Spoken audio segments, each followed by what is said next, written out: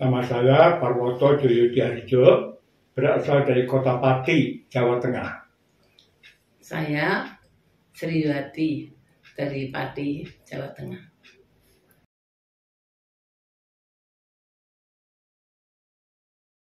Ya, saya bertobat terima Tuhan Yesus pada waktu saya di SMA kelas 3 dan lama membaca Injil dan juga dari guru agama mempertimbangkan, tapi tahun 1960 saya terima Tuhan Yesus, percaya pada Tuhan Yesus. Kemudian timbul dalam hati kerinduan untuk melayani Tuhan. Namun waktu saat untuk kuliah di I3 Batu Malang terjadi pada tahun 1962. Kalau saya bertobat kurang lebih tahun 63, kemudian saya tertarik untuk melayani Tuhan karena firman Tuhan yang mengatakan ada waktu Tuhan Yesus di kayu salib, ampunilah mereka karena mereka tidak tahu apa yang diperbuatnya. Dan saya melihat itu, saya ingin juga dipersiapkan Tuhan untuk dapat melayani orang-orang yang di dalam dosa. Karena itu saya terpanggil untuk ke I3 untuk kuliah di sini, tempat ini.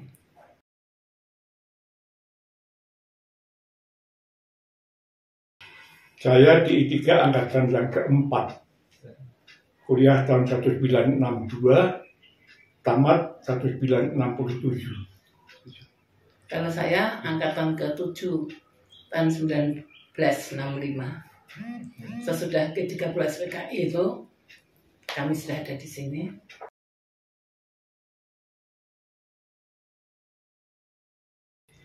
Sebelum menikah, saya mulai pelayanan di Bengkulu Selatan, mengikuti pelayanan misi Pak Oktav, datang ke Serawai, Bengkulu Selatan. Dan di sana ditabis jadi pendeta jemaat sekaligus memimpin gereja Gekisus, Gereja Kristen Injili di Sumatera Selatan, di Palak Bengkrung. Kemudian kembali lagi kuliah dan telah tamat tahun 67 pelayanan di GPIB Kota Padang, dan tahun 1970 saya kembali ke Jawa, menikah dan berdua pelayanan di GMPI, Gereja Mennonit Protestan Indonesia, Tapanuli Selatan, sampai tahun 1972. 1972 kami berdua melayani di GITJ, Gereja Injili Tanah Jawa di Kota Kayu, Kabupaten Pati, sampai tahun 1984. Jadi 12 tahun sebagai gembala sidang, saya bersama dengan istri melayani di sana. Kemudian barulah kami berdua melayani di YPPI Batu sejak tahun 1985. 1985 pada bulan Januari kami berdua datang di Kota Batu di I3.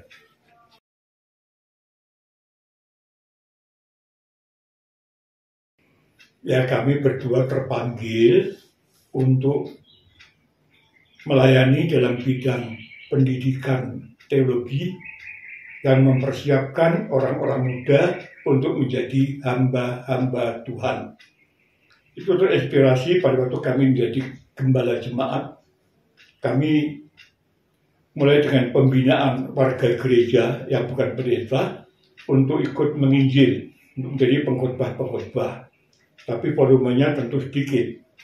Kami pertimbangkan, kami berdoa, kalau masuk di sekolah teologi akan dapat mempersiapkan kaum muda untuk menjadi hamba Tuhan yang tangguh dalam jumlah yang lebih banyak, dan itu berturutan, berganti. Tamat akan datang generasi baru lagi, tamat dan akan datang satu angkatan baru lagi.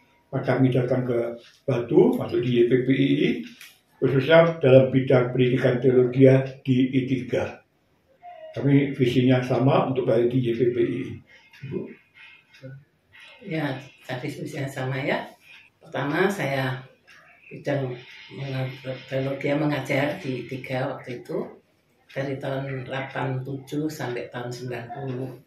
Di samping itu juga kami melayani di bidang pelayanan rohani, dulu pemroh namanya ya. Sekarang bidang pelayanan di situ. Kemudian kami juga pelayanan di bidang akademik, administrasi bidang akademik. Setelah itu kami dua dipindah ke Kalimantan Barat. Bapak sebagai direktur ATI pada waktu itu, Akademi Teologi Indonesia. Sebelum itu namanya itu STTAP. Bapak mengajar, Bapak sebagai direktur, kemudian saya juga mengajar di sana beberapa mata kuliah. Dan di samping itu, ketika kami ada di ATI, waktu itu ATI, sekarang STTAP, Bapak menaikkan jenjang akademi dari akademi menjadi STT, menjadi Sekolah Tinggi Teologi ATI yang sekarang dikenal STTAP. Dan untuk itu, maka untuk melengkapi menjadi STT, maka dia diwajibkan harus ada lagu. Pertama lagu Mares STTAP, kedua lagu himne STTAP. Dan untuk dua lagu ini saya membuat itu sehingga lengkaplah sudah bahwa STTAP bisa berdiri. Itu tahun 94, tapi lagunya dibuat tahun 93. Iya, lagunya saya mendapat kenang-kenangan untuk membuat lagu itu ada di sana. Di tembok itu penghargaan. Saya membuat lagu STTAP dan juga himne. Selama kami dua ada di sana, kami dua pernah diundang untuk pelayanan di sinode GPPIK ya, Nangalebang, GPSK di Nangalebang, Bapak KKR, kemudian saya melayani seminar untuk kaum ibu se-sinode GPSK, dan juga pelayanan berdua kami di Darit juga melayani sama Bapak KKR, saya pelayanan pada ibu-ibu sesinode GPPIK. Momentum yang menarik perubahan tingkat atau menaikkan tingkat dari akademi ke Sekolah Tinggi Teologi. Satu momentum yang menarik adalah kedatangan Direktur Jenderal Bimas Kristen dari Jakarta, waktu itu Pak Yan Kawatu, yang datang satu hari di Akademi Teologi Indonesia. Kami berbincang-bincang serius, tapi suasananya santai, kekeluargaan, dan beliau meneliti, mengamati, memeriksa baik fasilitas Akademi Teologi Indonesia, sarana-prasarana perpustakaan termasuk di dalamnya, gedung perkuliahan, ruang-ruang kantor, asrama, dan juga dosen-dosen. Dan beliau mengatakan, Pak Purwoto, ini layak ditingkatkan menjadi S1, Sekolah Tinggi Teologi. Lalu saya dan teman-teman membuat statuta dan juga berkas-berkas laporan dan permohonan yang dikirimkan ke Jakarta, dan langsung dapat jawaban Sekolah Tinggi Teologi dan dari ATI diresmikan atau disahkan oleh Dirjen Bimas Kristen. Namanya mengapa ATI yang tadinya Akademi Teologi Indonesia jadi STTAP, singkatan dari Abdi Tuhan Injili, dengan nama yang kedengarannya sama, ATI. Itu komunikasi pada masa luas tidak terjadi gap atau kekacauan. Kemana? Ke ATI. Kuliah di mana? Di ATI. Meskipun Itu singkatan yang berbeda. Dari Akademi Teologi Indonesia menjadi Abdi Tuhan Injili, disingkat ATI. Saya melayani khususnya di pendidikan teologi, di I3 di sini saya mulai mengajar dengan PPL dan juga tafsir Perjanjian Lama di bawah bimbingan dosen senior Pak Buger. Kemudian mengajar 20 tahun, waktu pindah ke ATI juga mengajar dan memimpin di sana. Kami juga membuka program pendidikan agama Kristen.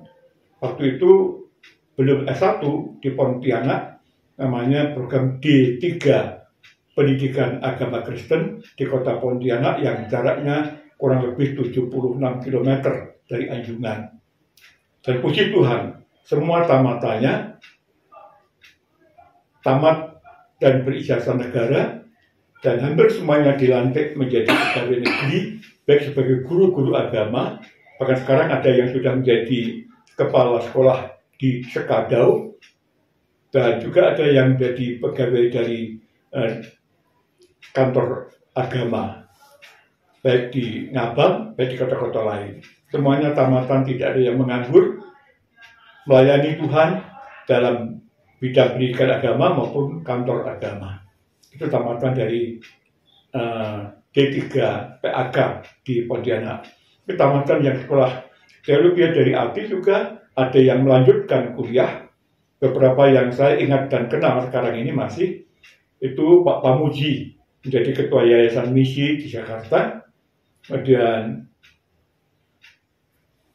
Pak Noruku yang ada di Sekolah Teologi Arabuna di Jakarta. Itu tamatan dari ATI Anjungan.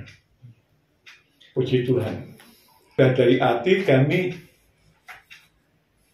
ke Pontianak menjadi ketua majelis daerah. Saya menjadi ketua majelis daerah di Pontianak. Ada pergumulan karena kantornya sudah tingsek, peot, dan kami berdoa untuk dapat membangun. Dengan berkat Tuhan, ada dana sekitar 70 juta untuk membangun gedung perkantoran yang kami sebut gedung serbaguna. Di bawah itu kantor, di atas itu ruang pertemuan. Kirimkan dana akhirnya cukup 150 juta, bangunan itu jadi dalam waktu 6 bulan dan diresmikan oleh Pak Oktaf. Luar biasa, Tuhan menolong. Meskipun saya bukan tamatan arsitektur maupun teknik bangunan, tapi saya belajar membangun dua prinsip yang diajarkan oleh seorang rekan pendeta tapi juga dosen Fakultas Teknik. Bangunan itu kalau bertingkat, nomor satu adalah pondasi. Itu ketika Tuhan Yesus, pondasi nomor satu, dasarnya kuat. Kedua, sambungan besi harus sempurna dan itu tidak harus diamati oleh pemilik. Jadi saya mengamati dua hal itu dan bangunan itu sampai sekarang masih berdiri dan berfungsi dengan baik. Selain itu juga menjadi Korwila GMII Kalimantan Barat. Pada waktu sebelum pecah itu ada 123 jemaat GMII di Kalimantan Barat. Tentu itu kami dua sering kunjung keliling dari jemaat ke jemaat. Bahkan juga membangun gedung-gedung gereja. Dengan pertolongan Tuhan ada beberapa gedung yang baru yang dibangun. Dan memajukan jemaat yang ada di kota Pontianak maupun juga ada yang di pedalaman. Lebih banyak yang ada di pedalaman. Nah, setelah dari MD Kalimantan Barat di Pontianak, kami tahun 1998 itu sudah dikontak untuk kembali ke Batu. Waktu itu ada dalam dinamika pendidikan, ya terjadi pecahlah waktu itu, Providensia. Saya dipanggil untuk datang, dan dengan istilah yang digunakan untuk mendampingi Pak Robi sebagai ketua, dan saya sebagai pembantu ketua satu bidang akademik. Oh, Namun karena saya waktu itu sedang sakit cukup parah, atas izin dari YPPII diwakili oleh Bu Sudi Rahayu, tunggu sehat baru datang ke Kota Batu. Dan kami datang ke Kota Batu, langsung menjabat sebagai pembantu ketua satu bidang akademik, mendampingi Pak Robi Wagi waktu itu sebagai ketua. Dan kemudian dalam jalan waktu 2 tahun kemudian 2002 ditugasi oleh YPPII membuka Fakultas Misi Lintas Budaya di Surabaya. Fakultas Misi Lintas Budaya di Surabaya, ada seorang anak Tuhan yang mensponsori semua biaya untuk penyelenggaraan pendidikan itu dan menyediakan gedung gereja yang ada GPIS. Ya, gereja Bethel Injil Sepenuh yang disiapkan untuk ruang-ruang kuliah, dan kami kontak juga untuk asrama putra dan asrama putri. Itu mulai dari nol karena ruang-ruangan sedang disekat, asrama sedang dikontrak, baru mulai dibersihkan, ditata, tempat tidur dipesan. Yang menarik adalah mencari siapa yang akan kuliah, yaitu para mahasiswanya. Kami dua mencari yang paling dekat adalah gereja asal kami, Gereja Injili Tanah Jawa. Kami datang ke Jawa Tengah, dari gereja ke gereja, mempromosikan STT, memberikan Fakultas Lintas Budaya di Surabaya ke gereja-gereja, dan mereka bertanya, apa itu lintas budaya? Kalau tamat jadi apa? Saya tunjukkan brosur, baru mereka mengerti isinya teologi dalam konsentrasi bidang misi menjadi tekanan utama. Maka mendapatkan sejumlah mahasiswa, kita dapatkan mulai. Pihak sponsor menekankan harus lebih cepat dari di Batu. Di Batu waktu itu 5,5 tahun, baru S1. Di sana diminta harus 3,5 tahun harus sudah tamat. Jadi itu memadatkan itu sulit. Maka saya hitung-hitung jumlah mata kuliah yang harus dijalani, mata kuliah apa saja, dan waktunya. Maka kami sepakat untuk 1 minggu 1 mata kuliah selesai. Itu sangat padat. Kuliah padat pagi, siang, sore. Jadi hari Senin itu 8 jam, hari Selasa 8 jam, hari Rabu 8 jam, hari Kamis itu 6 jam. Jadi 30 jam tatap muka, pagi, siang, sore. Kemudian hari Jumat, hari Sabtu, mahasiswa menyelesaikan tugas-tugas mereka untuk mata kuliah tersebut. Maka dengan demikian dapat diselesaikan. Karena saya bukan seorang doktor dalam bidang misi, harus membuat kurikulum dan mata kuliah misi yang harus didapat atau harus dipelajari oleh para mahasiswa. Saya berdoa dan Tuhan berikan pertolongan. Saya mengambil contoh dari Fuller Theological Seminary, program misi untuk level MA. Mata kuliah misi saya terjemahkan dalam bahasa Indonesia dan saya terapkan di Surabaya, dan itu berlangsung selama sampai di sana. Pada awalnya diragukan mutunya karena begitu padat, tetapi ternyata waktu mereka nyambung kuliah untuk program di atasnya itu lancar, jadi tidak diragukan lagi. Mereka lancar menyambung ke S2 bahkan ke S3. Memang perkuliahan di sana melelahkan karena pagi, siang, sore. Dan 1 minggu 1 mata kuliah. Sesudah dari sana, tahun 2005, kami dipanggil dan ditugaskan untuk ke ATI kembali berdua ke Kalimantan Barat. Saya diberi SK untuk jadi ketua STT ATI, tapi waktunya hanya 1 tahun. 2005 sampai 2006. Kami jalani dengan sukacita daripada Tuhan dan berusaha memajukan STT ATI. Tahun 2006 kembali ke Batu dan kemudian ditugaskan ke namanya waktu itu Biro Doa, yang kemudian menjadi bidang doa dan konseling, dan itulah kami sekarang. Namun saya masih diminta untuk mengajar di STT ATI. SD juga pernah diminta dengan surat untuk kembali mengajar musik gerejawi, tapi Bu Sriwati menjawab bahwa tenaga sudah tidak memungkinkan untuk melayani sebagai dosen musik gereja dan paduan suara.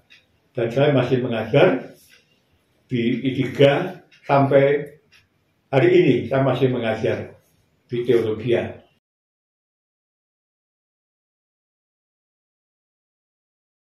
Ya, yang pertama, saya melayani bersama dengan YPPI waktu saya masih mahasiswa, praktek 1 tahun. Saya ikut dalam perjalanan misi dengan Pak Uktaf ke Bengkulu Selatan, di mana Gekisus didirikan. Dan waktu saya berbincang-bincang dengan Pak Uktaf, Pak, YPPI kan tidak, dalam tata dasarnya waktu itu, kan tertulis tidak mendirikan gereja. Tapi Bapak meresmikan gereja, mendirikan Gekisus. Dan kemudian memang jadi pertanyaan banyak gereja dan dipermasalahkan oleh sebagian gereja-gereja. Mengapa YPPI mendirikan gereja? Jawab Pak Uktaf yang saya masih ingat sampai hari ini, itulah waktu Tuhan. Beliau mengatakan, now or never. Sekarang atau tidak pernah terjadi. Now or never. Gereja ini sekarang diresmikan atau tidak pernah ada gereja. Dan kata-kata Pak Uktaf saya pikirkan lama. Itu tahun 64 Pak Uktaf mendirikan gereja, tahun 65 ternyata benar. Tahun 1965 dengan adanya G30 SPKI, gereja terhimpit dengan kekuasaan-kekuasaan yang lain. Dan saya juga mengalami pertolongan Tuhan waktu dipanggil menghadap pemerintah, ada bupati, komandan kodim, kapolres, dan ditanya, Pak Paroto dan teman-teman ini mendirikan gereja sebagai organisasi gelap. Kami tidak, Pak, ini organisasi terang, bukan gelap. Lalu siapa ketuanya? Waktu itu saya dengan almarhum Pak Giono yang menghadap, kami saling siku gini, piye mas, bagaimana jawabannya? Kami jawab, ketuanya Yesus Kristus. Ditulis ketuanya Yesus Kristus. Alamatnya di mana? Di surga. Marah dia. Tepuk meja gini. Jangan main-main. Kami tidak main-main, Pak. Betul ketuanya Yesus. Alamatnya di surga. Terus kalian itu apa? Pak, kami ini pelaksana harian dari Tuhan Yesus. Beliau ketuanya, kami pelaksana harian yang ditugasi dengan kuasa penuh di bumi ini, khususnya di Bengkulu Selatan. Jadi kalau ada urusan-urusan kepemerintahan, hukum, hubungi kami. Oh begitu, iya. Tapi mana tata dasar? Mana tata rumah tangganya? Kami bingung menjawab, berpikir, kuliah kami belum ada administrasi gereja, belum ada hukum gereja. Jadi ditanya tata dasar tata rumah tangga. Apa jawab kami? Kami berdoa. Kami ambilkan Alkitab dari tas, kami saudarakan, ini Pak, tata dasar tata rumah tangganya. Dipegang, banyak sekali ya, tebal banyak sekali. Ya Pak, itu kan mengatur kehidupan orang Kristen dari bumi ini sampai ke akhirat. Oh begitu ya, iya. Tapi ini siapa? Ini dari departemen agama. Itu Alkitab pemberian dari departemen agama, gratis dibagikan, itu saya sodorkan dan diterima. Puji Tuhan. Itulah dalam kebodohan, tetapi jawabannya juga tepat dan tidak dapat disangkal. Itu pengalaman dengan Tuhan, memberikan hikmat sesuai dengan firman Tuhan. Kalau menghadapi pemerintah, menghadapi dakwaan-dakwaan, jangan rancangkan, pikirkan apa jawabannya. Nanti Roh Kudus memberikan jawaban. Dan saya percaya itulah yang dari Tuhan. Dan tidak bisa disangkal. Dan saya pikir sampai sekarang juga tidak bertentangan dengan kebenaran tata dasar tata rumah tangga yang lazim di gereja-gereja. Tata dasar gereja manapun harus berdasar pada Alkitab. Dan saya sodorkan Alkitabnya waktu itu. Untuk saya pribadi, pengalaman bersama Tuhan di tempat ini, yaitu ketika mengalami sakit penyakit. Saya pribadi mengalami operasi besar kecil itu 11 kali. Secara manusia tidak mungkin saya bisa hidup sampai hari ini. Tetapi karena kemurahan Tuhan, saya masih bisa hidup sampai hari ini. 2 pengalaman yang besar, atau 3 ya kira-kira, yaitu ketika saya kena stroke, saya lumpuh dan bisu selama 2 jam.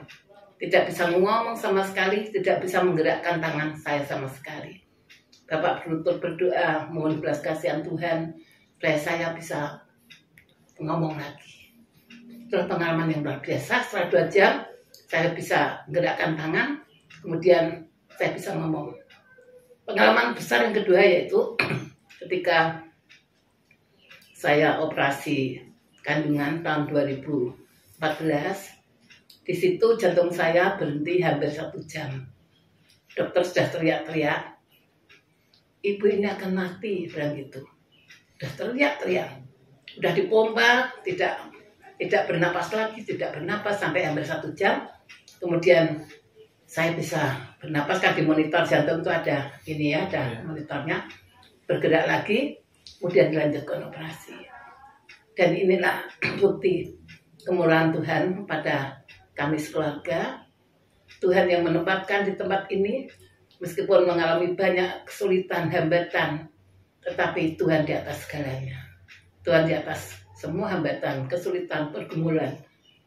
Karena itu kami hanya dapat mensyukuri untuk kasih karunia Tuhan yang terus diberikan Tuhan sampai pada hari ini.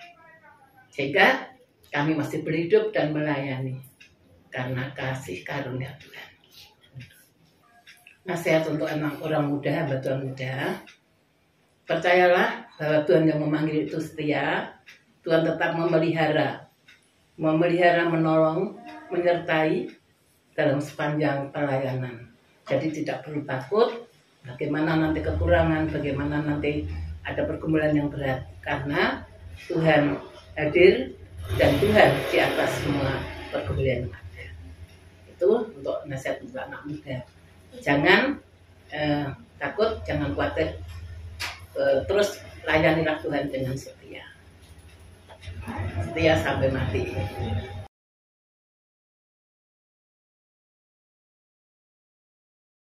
Ya, pada masa tua ini kondisi fisik memang menurun.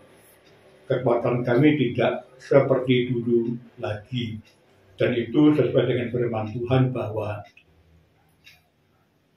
tubuh jasmani makin merosot, tapi tubuh rohani diperbarui dari hari ke hari. Kami mengalami itu.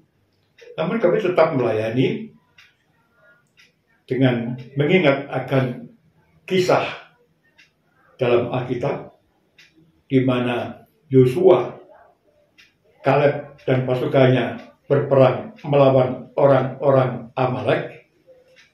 Musa, Harun yang tua itu hadir, tetapi tidak berperan secara fisik. Musa di atas bukit mengangkat tangannya memberkati, dan kalau tangan diangkat, maka Yosua dan pasukannya menang. Tapi karena kelelahan tangannya turun, maka Yosua dan pasukannya kalah. Maka tangan Musa ditopang oleh Hur dan oleh Harun dan tetap terangkat sampai sore, dan perang dimenangkan oleh orang-orang Israel di bawah Kaleb. Musa berperan memberkati, Musa berperan mendoakan, dan muda-muda yang langsung di ladang pertempuran, tapi dia tetap hadir dalam memberkati dan mendoakan. Itulah saya pikir kehadiran kami yang sudah tua ini.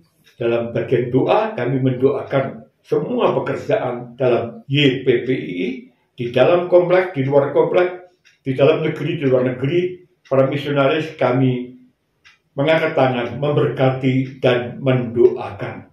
Selain itu dengan peralatan yang sekarang dimungkinkan dengan HP, kami juga dapat melayani lewat telepon ataupun lewat WA.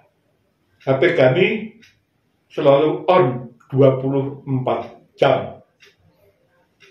Satu pengalaman yang Tuhan izinkan, hampir tengah malam, Bu Paroto dapat telepon langsung dari Jogja, mengakunya dari Jogja, dan mengaku mahasiswa S2, dan mengaku berasal dari Sumatera. Dan nona itu mengaku tidak tahan hidup lagi dan ingin bunuh diri. Itu sudah hampir jam 12 malam. Saya bilang sama ibu, tolong ditunda bunuh dirinya dan berbincang-bincang. Dan Bu Paroto berbincang-bincang dapat lewat tengah malam. Bu, aku capek mau tidur, besok sambung lagi boleh.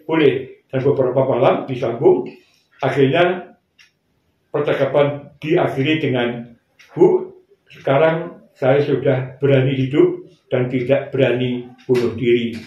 Pelayanan berakhir, kami tidak tahu orangnya, tidak kenal wajahnya, tapi tertolong, tidak bunuh diri dan berani hidup. Dan menggunakan alat media sosial dapat untuk pelayanan langsung, telepon maupun WA, menguatkan orang, menasihati orang, dan mengkonseling orang.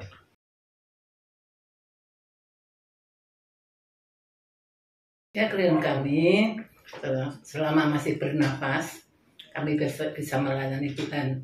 Ya, seperti dikatakan Bapak tadi, melalui doa dan konseling, juga melalui kunjungan pribadi. Supaya kesadaran kami bisa menjadi teladan yang baik bagi anak-anak muda, bagi setiap orang yang kita jumpai. Itu kerinduan kami. Supaya kesadaran kami menjadi berkat bagi sesama dan bagi setiap orang yang kami jumpai. Berkat juga bagi tetangga, kiri kanan, bagi anak-anak, bagi saudara-saudara semuanya. Itu kerinduan kami di usia yang tua ini. Kami tidak bisa lagi jalan jauh, tetapi bisa dengan lewat doa dan juga lewat HP bisa mengunjungi. Juga pada masa tua ini ada kesempatan yang terbuka, yaitu pelayanan lewat tulisan Segarlah Jiwaku. Dari pengurus kami dapat surat yang dikatakan penting supaya kami memproduksi paling tidak 1 bulan 5 naskah Segarlah Jiwaku, naskah pendek tentang hidup bersama dengan Tuhan, kurang lebih 250 kata per naskah. Itu satu kesempatan yang Tuhan berikan, yang kami pikirkan, kami doakan akan dapat menjangkau banyak orang. Firman Tuhan yang tertulis dan dibaca. Itu juga pada masa tua kami pikir itulah kesempatan. Jadi kami tidak ingin melewatkan itu dan ingin menggenapinya.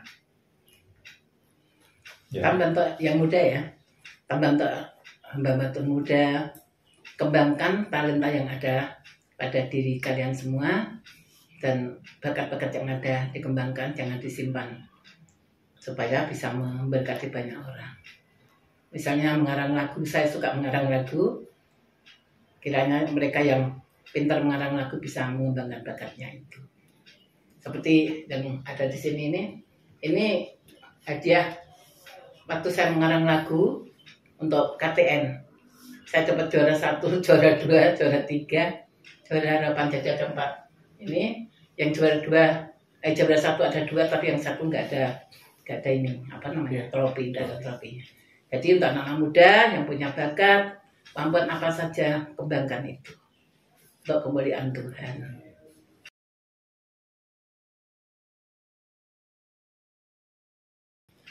Gimana? Gini, pertemuan kami berdua ini dimulai tahun 1961.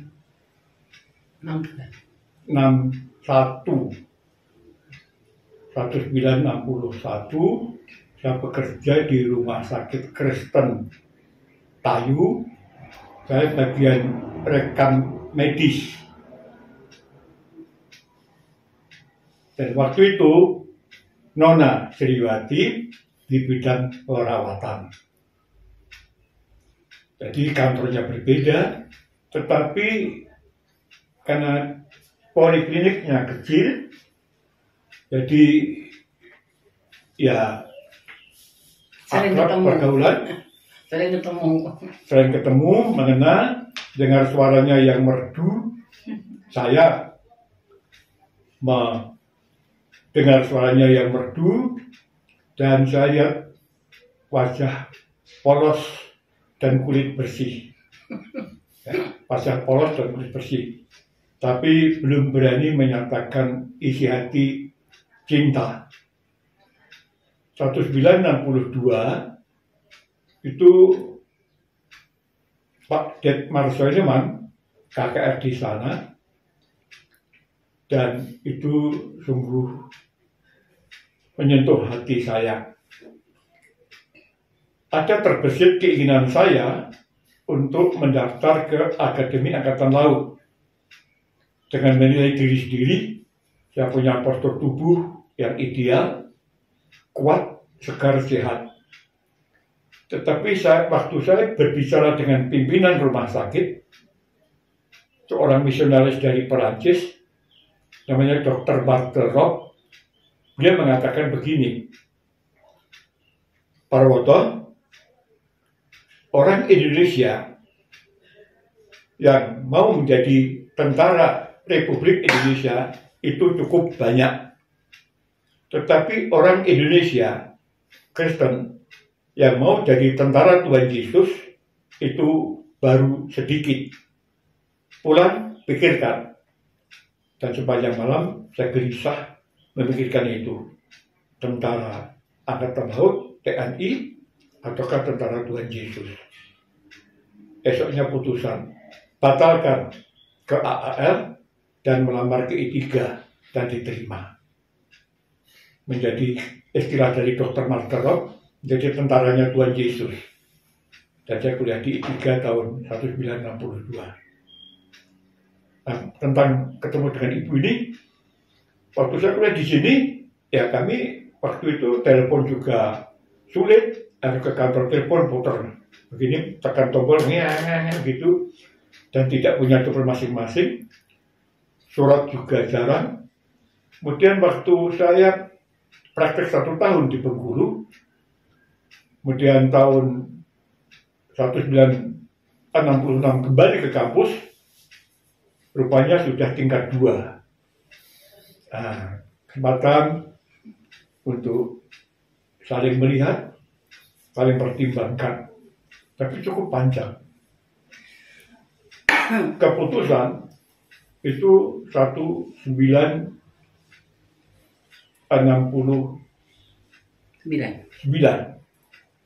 kami akan menikah tahun berikutnya. Maka saya pulang dari Kota Padang, ibu dari Lombok pulang ke Jawa Tengah dan merancang untuk pernikahan. Pernikahan jadi tanggal 7 bulan 7 tahun 1970. Memilih tanggal yang mudah diingat, 7/7/70. Itulah hari pernikahan kami, dan itu foto pengantin baru di dinding di sana itu. Ya itulah pengantin baru, nah ini pengantin lama dengan anak cucu. Kalau yang itu ulang tahun pernikahan ke-43 yang sana tuh setengah. Oh iya. Jadi usia pernikahan kami tahun ini sudah lebih dari 53 tahun. Ya. Puji Tuhan. Tuhan yang mempertemukan pernikahan kami, ada teks dari Alkitab yang kami memang pasang di atas pelaminan tempat duduk pengantin, itu kasih tidak berkesudahan. Tapi saya gunakan pakai yang terjemahan bahasa Jawa, katresnan ora ono entae. Kalau tidak berkesudahan, terjemahan itu konotasinya waktu, tidak berkesudahan panjang. Tapi terjemahan bahasa Jawa, ora ono entae itu Tidak konotasinya pada volume, tidak ada habis-habisnya. Itulah cinta. Waktunya tak terbatas, volumenya juga tak terbatas. Tidak ada habis-habisnya dan tidak ada selesai-selesainya. Terus-menerus mencintai. Itulah keluarga kami. Kalau dari saya, kalau itu jodoh dari Tuhan, hambatan apapun itu tidak menghalangi. Hambatan apapun tidak menghalangi ya. Karena waktu itu Bapak kan ada di Padang. Saya praktek di Lombok ya. Di Lombok. Bapak juga punya kenalan cewek-cewek banyak. Saya juga punya kenalan cowok-cowok juga. Tapi kalau kita tetap berpegang dengan kesetiaan, tetap setia satu dengan yang lain, maka akhirnya bisa dipersatukan. Kalau tidak setia, maka akhirnya juga akan mengalami kekacauan. Jadi untuk anak-anak muda, peganglah prinsip itu, tetap setia satu dengan yang lain. Kalau itu dari Tuhan, tetap bisa terlaksana ya.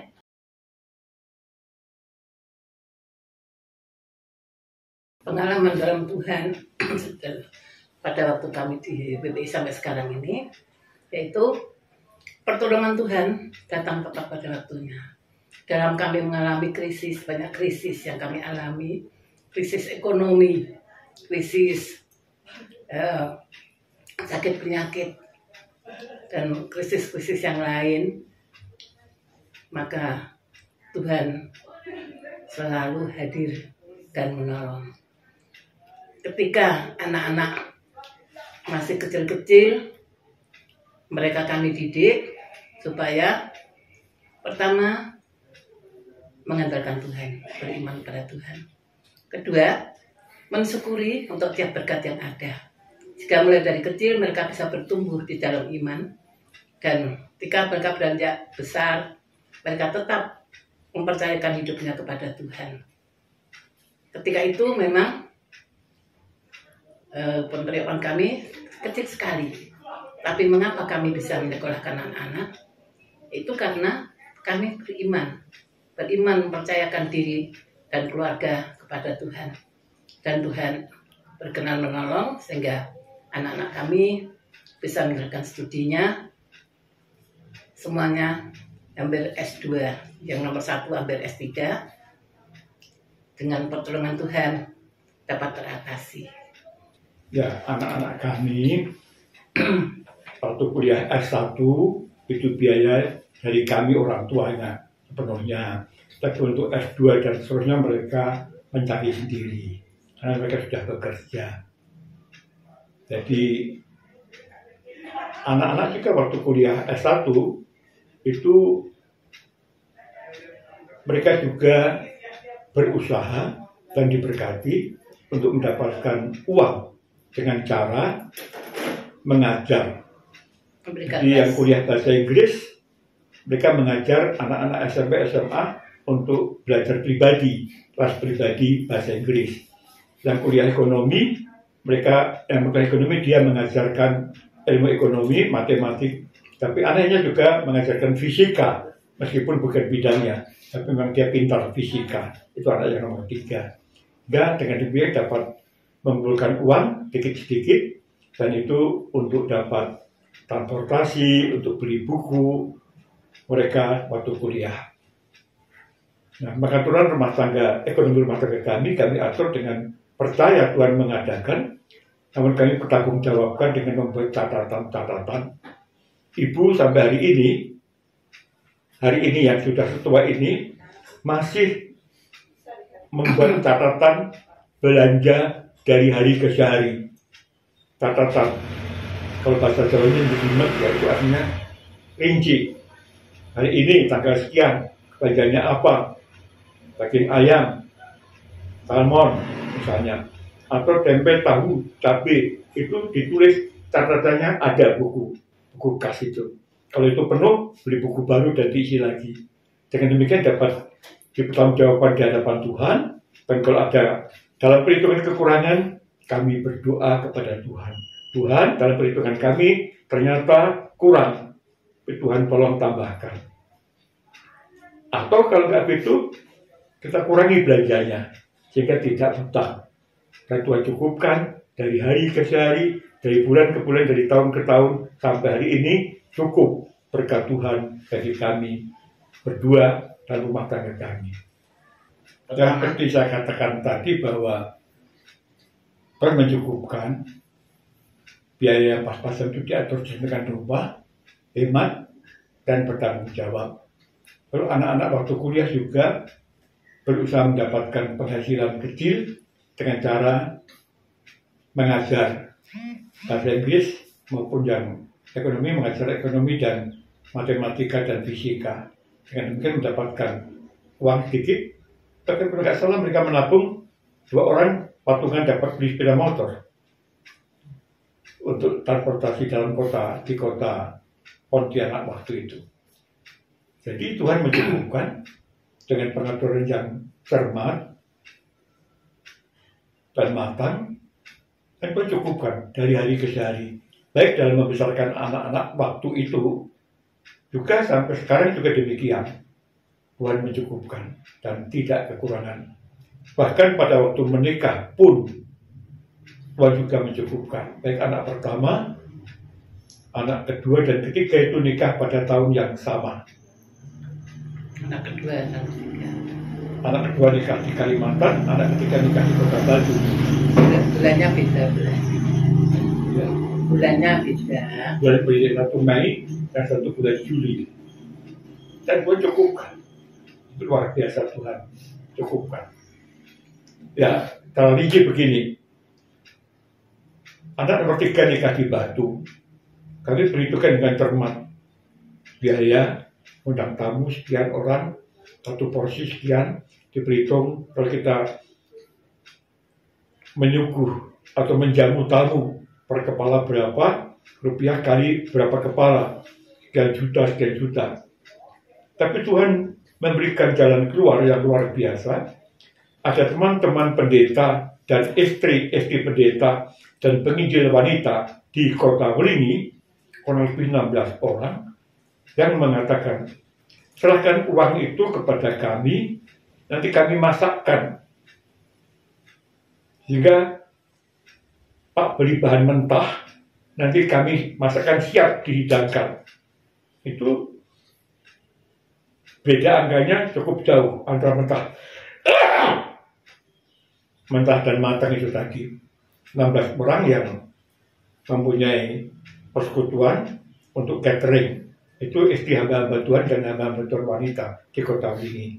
Dan kami siap, kami serahkan uang, dan terima sudah matang, sudah terlihat di meja, kami adakan di gedung Aula Immanuel di Batu. Itu betul-betul luar biasa. Itu penghematan yang luar biasa. Yang hadir waktu itu kurang lebih 400 sampai 500 orang. Ya, kami siapkan 800, tapi yang hadir sekitar 500 atau 600. Kami siapkan porsinya itu 600 porsi, 800 porsi. Kemudian, saya tambah sedikit, tidak menutup kemungkinan bahwa Tuhan juga memakai teman-teman, saudara-saudara untuk membantu kami. Tetapi kami tidak minta, kami di dalam kami menghadapi kesulitan ekonomi, kami paparkan di hadapan Tuhan seperti pada waktu Hezkia memaparkan keadaannya di hadapan Tuhan. Kami juga begitu, kami paparkan Tuhan, kami hanya ada sekian uang. Kemudian Tuhan menggerakkan orang-orang lain, bahkan yang tidak kami doakan, Tuhan gerakkan untuk membantu kami. Nah itulah dari masa ke masa seperti itu, Tuhan memakai anak-anak Tuhan yang digerakkan Tuhan untuk memberkati kami. Sehingga anak-anak bisa selesai kuliah juga dengan baik, kami tercukupkan kebutuhan sehari-hari. Karena Tuhan memakai orang lain yang digerakkan Tuhan untuk mencukupkan semua kebutuhan. Jadi selain itu namanya iman ya, iman menyerahkan dan Tuhan turun tangan menolong. Itu yang masih muda-muda jangan khawatir ya kalau mau menikah tidak punya uang gimana dan sebagainya. Angkat tangan kepada Tuhan, Tuhan akan turun tangan. Gitu. Contoh konkretnya begini, pada waktu kami berdua dalam perhitungan kami ada kekurangan sekian, kami tidak minta pada seorang pun, kami berdoa Tuhan, kami perlu uang sekian untuk kebutuhan ini Tuhan, kami tidak minta pada seorang siapapun, kami tanya pada Tuhan. Pada waktu kami berdoa, rupanya ada orang lain yang jauh di sana sedang berdoa juga. Waktu kami tahu itu karena dia telepon. Kami sedang berdoa untuk perpuluhan kami sekian. Kami berikan pada siapa? Pada si A atau si B? Tuhan gerakkan pada Bu Parwoto katanya. Di tempat yang jauh. Jadi kami sedang berdoa. Ada orang yang berdoa yang mempertimbangkan uangnya mau dikirimkan kepada siapa. Dan Tuhan sebutkan, kirimkan pada Bu Parwoto. Dan dikirimkan. Pas. Jadi komunikasinya itu Tepat. di atas, bukan di bawah. Di atas di sana yang menghubungkan. Itulah keajaiban. Dan itulah keajaiban tapi itu kenyataan. Dan kami alami. Waktu itu Tuhan. bang kami tinggal 7.000. 7.000 ini bagaimana? Untuk membeli tempe dapat 2 ya. Atau tahu 1 bungkus yang Melati itu. Gimana tinggal 7.000 ini? Terus saya bilang sama bapak, Pak, uang kita nih tinggal 7.000 di bank juga tidak ada uang. Bagaimana ini? Tidak usah khawatir, Tuhan akan mengirimkan uang itu. Terus saya berdoa, saya bawa uang 7.000 itu Tuhan, uang kami tinggal 7.000. Kami tidak punya simpan apa-apa, tidak punya uang yang lain. Tuhan kami mohon Tuhan tolong kami. Dan pada saat yang sama tadi, tempat yang lain, orang itu sedang bingung akan memberikan uang itu pada siapa. Karena ada 2 orang yang mau dikasih, itu saya dan orang lain. Akhirnya Tuhan ingatkan, berikan pada Bu Parwoto. Dia dikirimkan tepat, tidak selang 2 jam, langsung dikirim melalui BCA. Jadi kira-kira waktu doanya itu sedang berdoa bersamaan. Lagi sedikit, di dalam hidup ini, memang banyak tantangan pergumulan yang berat. Kadang-kadang kami 2 ini juga dibully, tahu bully kan? Dibully ya salah-salahkan, semua jelek, tidak yang baik. Tetapi kami terima itu, dan Tuhan membela kami. Kalau tidak, kami tidak bisa kuat sampai hari ini, karena kami berserah pada Tuhan. Dengan bulian-bulian itu kami terima, maka akhirnya Tuhan sendiri yang menguatkan kami. Jadi jangan salah, hidup ini tidak selalu mulus, tapi ada batu-batu yang tajam harus kita lewati.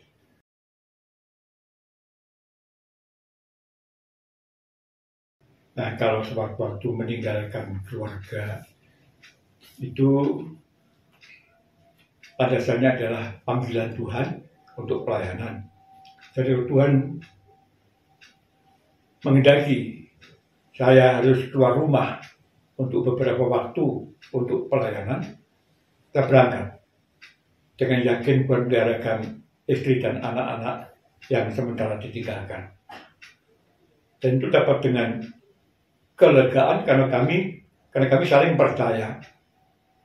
Saya percaya yang di rumah Tuhan biarkan. SD percaya saya di dalam pelayanan Tuhan juga biarkan. Percaya, yakin bahwa Tuhan biarkan. Percaya, yakin bahwa tetap ingat akan keluarga, akan istri dan juga akan suami. Ingat dan kembali. Jadi dengan kelegaan, dengan sukacita. Dan itu kami alami waktu saya ada tugas khusus ke Sumatera. Itu tahun 87. 1 tahun. 1 tahun. Dan saya sendiri, istri dan anak-anak di rumah. Saya jalani. Dan itu terjadi dengan berkat Tuhan. menguatkan saudara kita di sana waktu gereja ke Kristus menjadi kekisia. Untuk itu, anak-anak sebenarnya agak kecewa karena Bapak pelayanan selama 1 tahun, tidak pulang kan selama 1 tahun. Kemudian anak kami yang bungsu, Mbak Rini itu yang di sana itu mau ujian SD, tidak mau belajar dia. Dan saya tanya, kenapa tidak mau belajar? Diam aja, tidak mau ngomong sama sekali. Lalu saya tanya lagi, akhirnya jawab, untuk apa aku belajar, Bu? Sia-sia, nanti tidak ada masa depan. Karena Bapak juga tidak pulang. 1 tahun pergi, tidak kembali, belum kembali waktu itu kan. Terus saya bilang gini, jangan begitu ya, aku bilang jangan begitu nak. Untuk kita ini ada masa depan. Tuhan berikan masa depan yang cerah dan penuh harapan. Karena itu yang penting sekarang kamu belajar. Supaya nanti kamu ujian dapat nilai yang tertinggi. Akhirnya dia mau. Dia sudah putus asa, tidak mau. Untuk apa? Saya belajar. Tidak ada masa depan.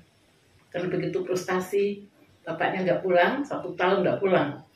Jadi saya sebagai ibu harus menolong mereka, menguatkan mereka, dan menyerahkan mereka pada Tuhan. Dan yang menolong. Akhirnya dilulus ujian SD dengan nilai yang bagus. Nah, itu pergumulan yang ada ya pada saat ditinggal pelayanan.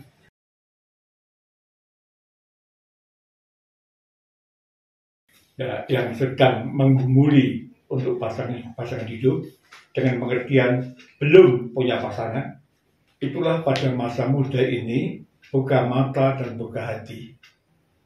Ada kata Tuhan Yesus yang 1 kalimat jadi 1 kalimat,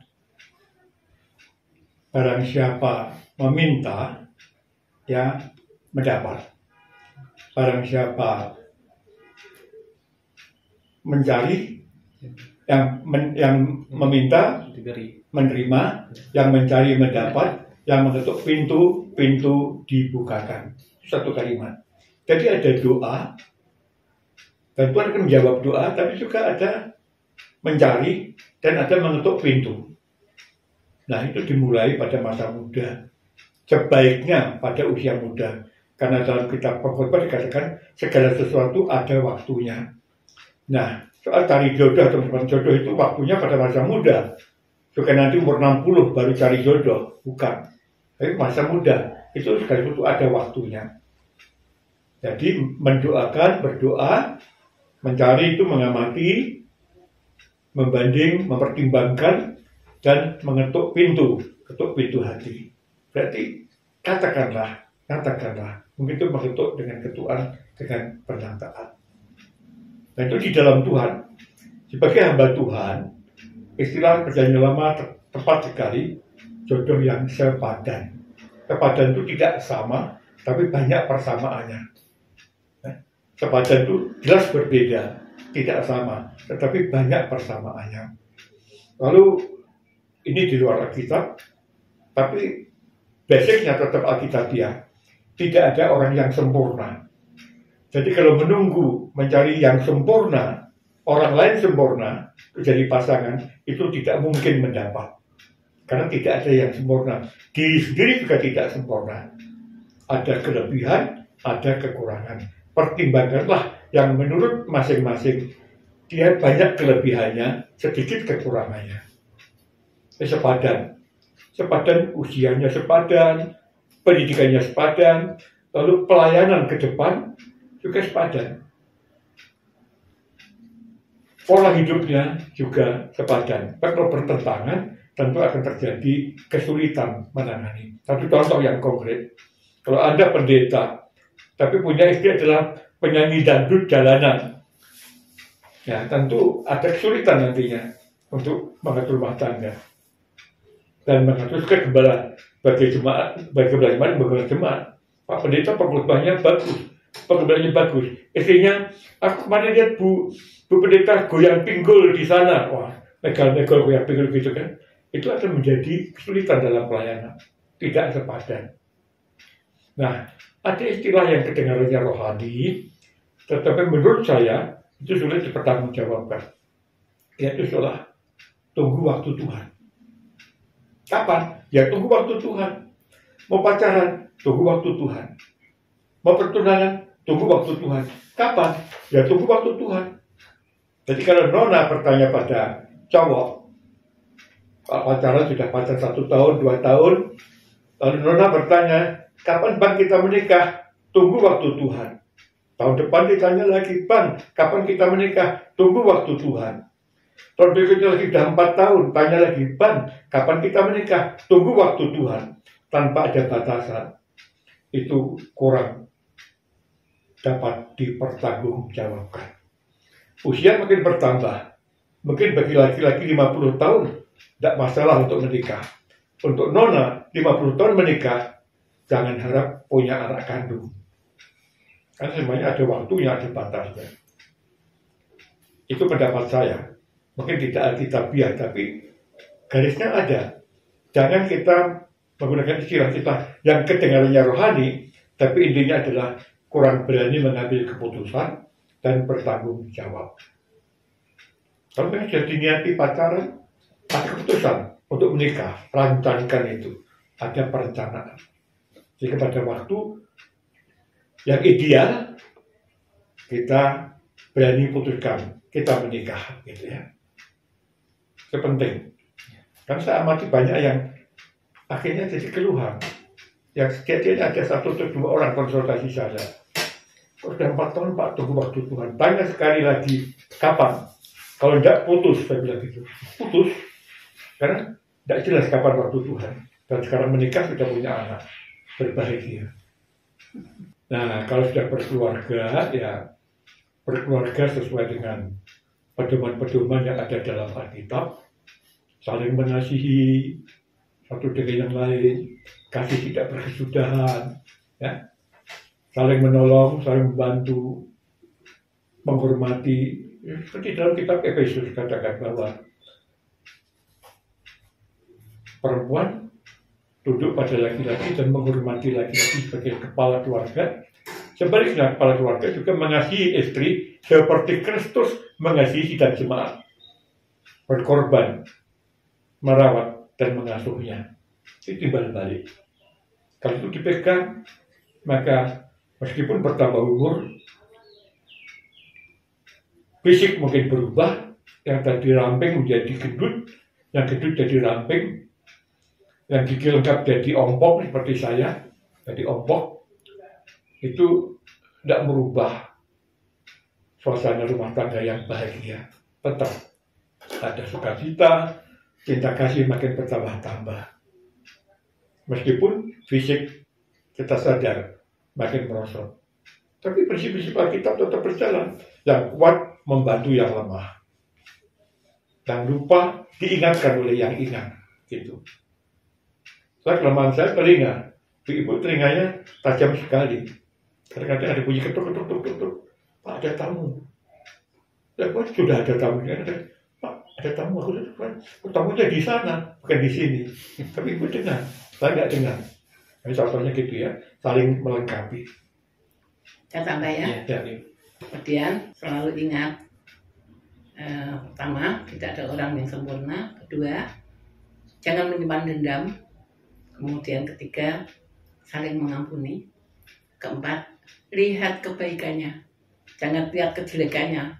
Kebanyakan orang itu bukan melihat kebaikannya, tapi lihat kejelekan pasangannya. Sehingga akhirnya kacau. Kejelekan, kekurangan. Ya, kekurangan. Jangan lihat itu, lihat kebaikannya. Karena bagaimanapun juga, pasti masing-masing orang itu, pasangan itu, tentu ada kelebihannya. Nah, itulah yang diingat. Lihat kebaikannya. Lihat kebaikannya. Jangan ingat kejelekannya, tapi ingat kebaikannya.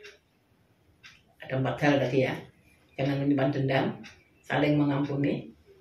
Ketiga, tidak ada seorang yang sempurna, seorang pun yang sempurna. Keempat, lihat kebaikannya. Pasti akan menjadi rumah tangga yang kokoh sampai bertahun-tahun, puluhan tahun tetap baik.